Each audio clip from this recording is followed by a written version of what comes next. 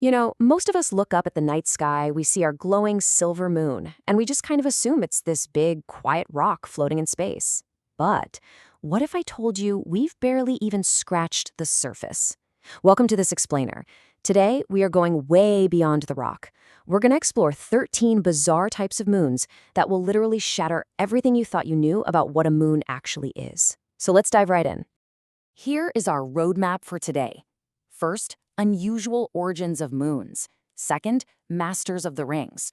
Third, bizarre orbital gymnastics. Fourth, moons disguised as planets. And finally, doomed and alien frontiers. All right, let's kick things off with Section 1. Unusual origins of moons. Let's start with our own moon. It looks so calm, right? Well, that calming presence hides an unbelievably violent origin story. About 4.5 billion years ago, Earth got absolutely slammed by another planet roughly the size of Mars. I mean, picture two massive balls of melted rock just smashing together at thousands of kilometers an hour. This collision threw huge, glowing chunks of planetary debris into space, forming this massive ring of broken rock. Eventually, gravity pulled all those clumps together into the moon we see today. And crazy enough, this catastrophic crash actually saved us. It gave us our tides, and it literally stops our planet from wobbling wildly out of control. It's basically the ultimate scar from the worst crash Earth ever survived. Now, not every moon was born in a fiery, world-shattering crash. Let's talk about the captured moon. This is a separate, free-roaming world that gets completely trapped by a planet's gravity instead of forming right alongside it. Think of it like this. Imagine someone throws a baseball right past you. Normally, it just keeps on flying, right? But if you reach out and snatch it at exactly the right second, well, that ball is yours now. It's no longer free. Gravity does the exact same thing to wandering worlds. A perfect example of this is Neptune's massive moon, Triton. It was likely just a small, frozen world, kind of like Pluto, minding its own business, until it wandered just a little too close and got snatched up by Neptune's gravity. And the definitive clue that this is a stolen world? Triton actually circles Neptune in the exact opposite direction of the planet's spin. Think about that. Most moons travel in the exact same direction their planet spins, like runners going the same way around a track. But Triton? Triton runs backward. That is the smoking gun, proving it was a free world before Neptune locked it down. But hey, moons don't just orbit planets. Some of them orbit ordinary-looking space rocks. We call these asteroid moons. Picture this, enormous, lonely space boulder tumbling through the void with a tiny little stone just slowly circling it. These usually form when a collision knocks pieces off a main asteroid, but gravity swoops in and keeps the debris trapped nearby. The very first one we ever found was called Dactyl, orbiting the asteroid Ida. And some of these are so tiny, just a few hundred meters wide, you could literally drive a car across them in a few minutes. You might even remember Dimorphos. NASA famously and deliberately crashed a spacecraft straight into it back in 2022 just to see if they could alter its orbit. A real game changer. Moving right along to Section 2, Masters of the Rings. Okay, let's head over to Saturn. We're moving from lonely rocks and empty space to moons completely buried deep inside moving rivers of ice. Welcome to the ring moonlet. You see, Saturn's rings aren't solid. They're made of billions of separate pieces of ice racing around the planet. When a tiny moon sits inside this icy river, its gravity pushes the nearby ice out of the way. But because the moonlet is so small, it can't clear a full gap. Instead, it creates two short openings, one ahead and one behind, that look exactly like a little airplane propeller. The crazy part? Scientists often can't even see the tiny moon itself. They literally just hunt for those moving propeller gaps left behind in the ice. Now, what if that moon is just a little bit bigger? Well, then it can clear the path all the way around. Think of it like a tiny sheepdog running circles around the edge of an enormous herd of sheep. The dog never actually touches the animals, but it keeps anything from wandering across the boundary line.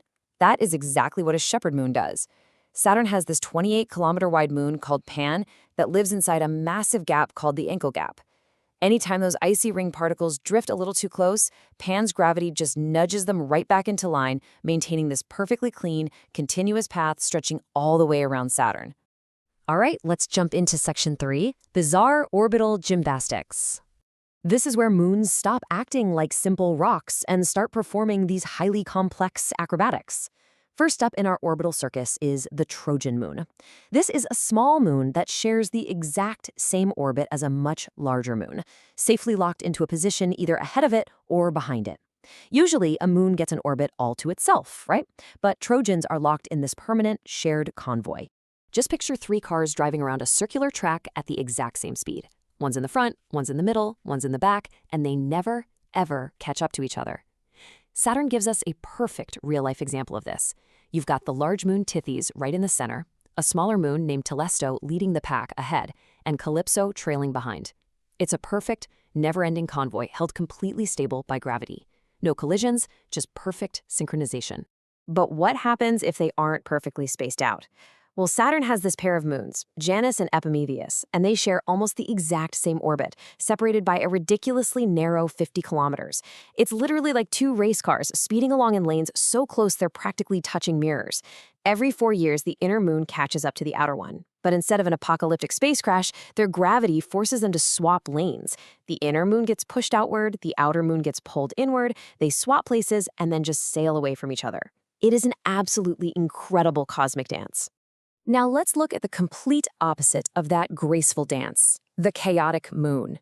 Check out Pluto's small moon Nix. It's this oddly shaped chunk of rock that gets aggressively yanked around by the gravity of both Pluto and Pluto's giant moon Charon.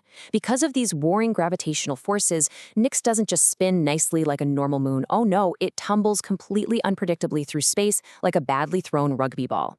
Honestly, if you were standing on the surface of Nix, the ground would literally roll out from beneath you, and the sun would rise and set from totally random directions every single day. No schedule, just pure chaos. Let's slow things down just a bit for Section 4, moons disguised as planets. So as you'll see, some moons completely shatter the idea of what a moon is supposed to be. These are incredibly complex, full-scale alien worlds. Take Io, a volcanic moon of Jupiter. It gets squeezed so hard by gravity that it's literally covered in active volcanoes. Then you've got Europa, an ocean moon, also orbiting Jupiter, which is heated up by gravity just enough to sustain a massive liquid underwater ocean. Moving over to Saturn, we find Titan. This is a weather moon with methane rain, actual lakes, and this thick, hazy orange atmosphere. Titan basically acts like a freezing version of Earth, except liquid methane, which is basically gasoline, acts like water. And finally, Jupiter's Ganymede. This is a planet-sized moon. It has a solid metal core, its own magnetic field, and it's actually larger than the planet Mercury. It's literally a planet in everything but its location.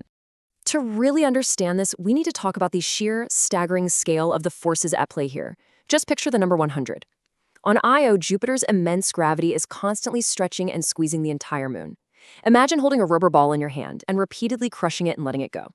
All that friction generates so much intense heat inside Io that its solid rock surface actually rises and falls by 100 meters. Think about that. The solid ground shifts up and down by the height of a 30-story building as Jupiter crushes it back to fiery life. Absolutely mind-blowing. And then there's Europa. Underneath its giant, cracked snowball of an exterior lies a hidden ocean containing roughly twice as much liquid water as all of Earth's oceans combined. 2 times! And because Jupiter's gravity keeps that water from freezing solid, scientists believe the seafloor likely has active underwater vents. Now here on Earth, similar dark underwater vents are absolutely teeming with life. So from space, Europa might look completely dead, but beneath that ice, it's easily one of the absolute best places in the solar system to search for actual, living alien biology. All right, getting to our finale now. Section 5, Doomed and Alien Frontiers. Let me introduce you to the doomed moon, Mars's moon, Phobos. Phobos orbits Mars ridiculously fast. It actually completes 3 full orbits every single day. But here is the terrifying part. Mars's gravity is pulling Phobos closer by about 2 centimeters each year. Now, I know, 2 centimeters is roughly the width of your thumbnail, so it sounds completely harmless, right? But over millions of years, those tiny little steps create a one-way staircase downwards. Eventually, Phobos will get pulled so close that Mars's gravity will literally stretch it until it rips apart into millions of pieces, forming a spectacular giant ring around Mars. Or it'll just crash violently right into the surface. So Phobos isn't just orbiting Mars. It's on a million-year death march to literally become part of the planet itself. Now, this orbital dynamic gets even weirder when we look at the double-world moon. This happens when a moon is so incredibly massive compared to its parent planet that they actually orbit a shared point of empty space floating right between them.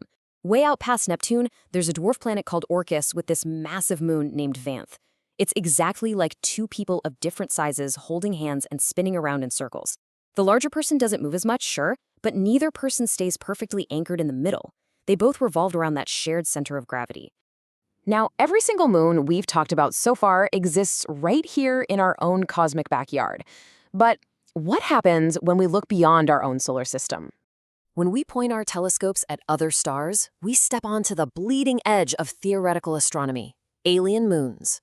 We know thousands of distant exoplanets exist, and they are more than likely swarming with moons, but they are nearly impossible to spot.